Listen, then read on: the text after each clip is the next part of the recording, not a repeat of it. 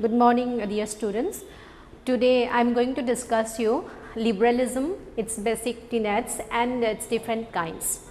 You know that liberalism, the word liberalism comes from the Latin word liber, which means free man. The concept of liberalism is associated with liberty, equality, justice, etc. Liberalism is one of the important political philosophy which emphasizes more on the concept of dignity of the individual as well as the rights, equality, justice of the individual. The liberalism basically as a political concept, it talks about the political rights, economic rights of the individual. Liberalism, the origin of the liberalism is associated with different development of the society. And first of all, we have to understand the decline of the feudal system. The feudal system emphasized more on the role of the feudal lords. They control the politics as well as the economy of the particular state, and gradually that kind of autocracy of the feudal landlords develop a kind of a middle class which tries to emphasize the rights of the individual, the dignity of the individual. Then another important landmark behind the origin of the liberalism is the French Revolution, which took place in the year of 1789, the American War of Independence, which took place in the year of 1776. Then another important landmark behind the origin of the concept of liberalism is the Enlightenment period. This period emphasized more on the consent, rationality of the individual. It denounced the concept of superstitions, etc. Then another important landmark behind the origin of the liberalism is the ideas of different ideas of various political thinkers. For example, John Locke, Jeremy Bentham, Tom Paine, etc. Later on I will discuss. Then if you go through the basic tenets of liberalism, the liberalism emphasizes more on the concept of individualism. The individual is the focal point of liberalism. Then freedom. So without freedom, individual cannot develop his personality. Freedom, liberty, etc. are the basic element of individual development of the individual, which are very required for development of the individual personality. Then another important element of liberalism is the consent. That consent, it was an old idea, but it was very much used by the social contract theorists like Hobbes and Locke. Then justice, equality, fraternity, tolerance, these are another important element of the liberalism. Okay. Then if you go through the different kinds of the liberalism, and before that, if you go through the liberalism as an adverb, it emphasized basically the attitude of man rather than the political creed. But if you go through the concept of liberalism as a noun, it emphasized more on the political creed, that which signifies the important role of the individual in the decision making process.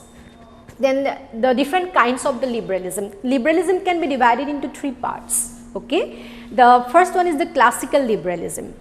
Another one is the positive liberalism and new liberalism. Okay. Then the classical liberalism, which is also known as the negative liberalism. The classical political thinkers like Tom Paine, John Locke, then Jeremy Bentham, Herbert Spencer, etc. they popularized and they developed the ground for the development of the liberalism. Along with this political philosopher, the economists like David Ricardo, Adam Smith, then the Malthus, they developed the concept of laissez-faire. That means the economic activities of the individual should not be interfered by the state. Okay. That means this concept of classical liberalism emphasized more on the active than potential role of the individual. So their activities, their capacities should not be interfered, should not be hampered by any institutions. Okay. Then during that period number of ideas developed. For example, the state as a necessary evil, it was developed by Tom Paine. Okay. Then the laissez-faire, it was developed by the three physiocrats. It is an economic theory, that is David Ricardo, then Adam Smith and the Malthus. The classical liberalism, it emphasized on the negative role of the state, and gradually with due course of the time, this negative liberalism, the political philosophy of the liberalism during that period, criticized by different political philosophers within the discourse of liberalism. For example, L.T. Hobhouse, R.H. Stowney, then C.B. Macpherson, John Rawls. These political philosophers emphasized on the welfare form of the state.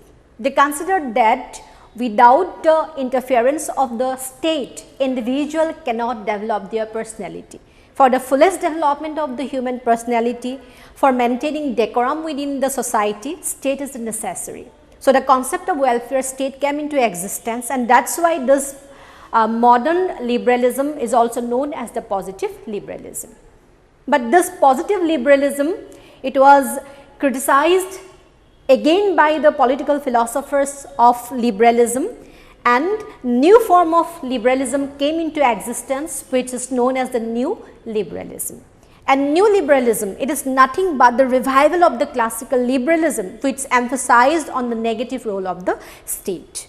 And the philosophers like Robert Nozick, then F.A. Hayek, Milton Friedman, this political philosopher as well as the economist, they again tried to popularize the concept of the negative or the concept of laissez-faire state.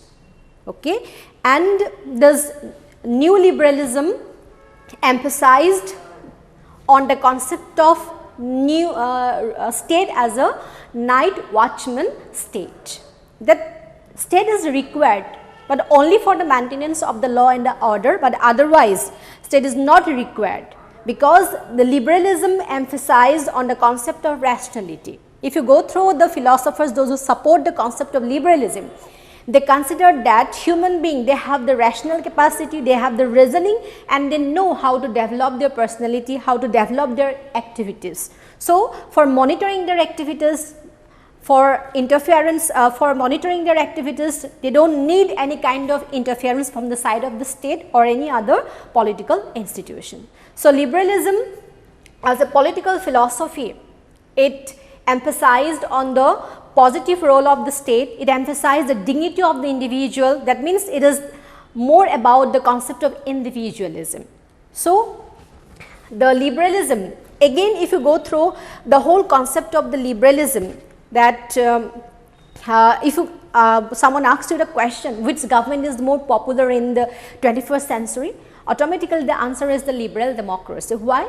Because if you go through the concept of liberalism, if it is combined with the concept of democracy, then again with the combination of these two, we that form the concept of liberal democracy. So, liberal democracy, a kind of a democracy where you find the good elements of liberalism as well as the democracy. So, liberalism, if you go through the liberalism, it emphasizes the concept of constitutionalism. The rules and regulations are very important for the society. Without the rules and the regulations, society cannot be controlled, cannot be run. But these rules and regulations, why it is important? That it is important for maintaining the decorum, but people know how to maintain the decorum. So, the supporters of the liberal political theory, that they do not emphasize more on the concept of the restriction from the side of the state. Okay. So, liberalism, if you try to understand what is the nature of the state in the liberal state or the liberalism, that is the limited or the minimalist role of the state. So, liberalism as in political philosophy, it is very important to understand. If you go through the liberalism, that it is nothing but the political philosophy of the capitalism. There is liberalism, if you go through the basic tenets of liberalism, the characteristics of the liberalism, the different kinds of the liberalism, you will find one thing, that is the more emphasis on the concept of individualism, individual dignity, priority of the individual. I have already discussed you the different kinds of the liberalism. The first one is negative liberalism, which emphasizes on the negative role of the state. We don't need the state. We need state only for the maintenance of the law, but we don't need the extra interference from the side of the state. Then second one is the positive liberalism. The philosophers of this positive liberalism, okay, they emphasized a good combination between the liberty, equality, justice, etc. But if you go through the new liberalism, which is nothing but the revival of the classical liberalism or the negative liberalism, according to them there is no relationship between equality and the justice. Okay? Then as a total, if you try to understand the liberalism, it is a kind of a theory, it is kind of an ideology which emphasized only on the role of the state, only on the role of the individual, not emphasizing more on the importance of the state. Okay? So, because of that, another political theory came into existence which vehemently criticized the basic tenets or the elements of the liberalism. That according to that philosophy, that is Marxism, which is contrary to the concept and ideas of the liberalism. Okay, it emphasized that the liberalism is nothing but the political ideology of the capitalism, which emphasizes more on the interest of the capitalist class. Okay, if you go through the capitalism, we have to, as a political thinker, as a political philosopher, as a student of the political science, we have to understand both the negative and the positive side of the liberalism. Okay, then for that reason, we have to understand the concept and ideas developed by Isaac Berlin in the concept of two treatises on the theory, where he emphasized the negative, the positive and the negative side of the liberty. So, we need to understand both the positive aspect of the liberalism and the negative aspect of the liberalism. To understand the negative aspect of the liberalism, we have to understand the arguments and the statement developed by the Marxist political thinker. So, do read the book, do read the arguments given by the Marxist political thinkers, then you will be able to understand both the positive as well as the negative aspect of the liberalism. But as a student of the political science, we have to understand liberalism, which is the core element of political science, as well as the Marxism, another important element of political science. So, thank you very much.